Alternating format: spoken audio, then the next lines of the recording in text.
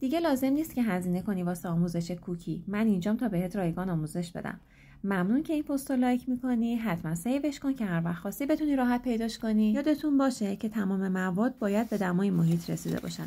کره و شکر رو با هم مخلوط کنید، تخم مرغ رو بهش اضافه کنید، دورگیری ظرف فراموش نشه. وقتی که با هم مخلوط شدن، مواد خشکمون رو بهش اضافه میکنیم.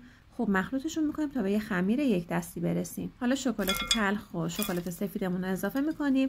شکلاتای من نسوز نبودن، لازمم نیست. بعد در ظرف رو میذاریم و برای 1 ساعت میره که خوب استراحت کنه. بعد از استراحت از خمیر به اندازه دلخواهتون بردارید، گلوله کنید و توی سینی فر بذارید. من گلوله‌های 40 گرمی برداشتم. بعدش هم بذارید داخل فر به مدت 12 تا 15 دقیقه بمونه. حواستون باشه که بیشتر از این توی فر نمونه کوکی‌ها، چون خشک میشه و بیسکویتی. اینم از کوکی‌های خوشگلمون. ببینید چقدر جذاب و قشنگ شده. اینم از بافت فوق‌العاده‌اش. میبینید که اصلاً خشک نشده و یه بافت براونی طوری داره. امیدوارم که این آموزش رو دوست داشته باشید. حتما بفرستید برای کسایی که عاشق کوکی هستن، مخصوصا کوکی شکلاتی. مرسی که تا آخر این ویدیو با من همراه بودید. امیدوارم که از این آموزش راضی بوده باشید.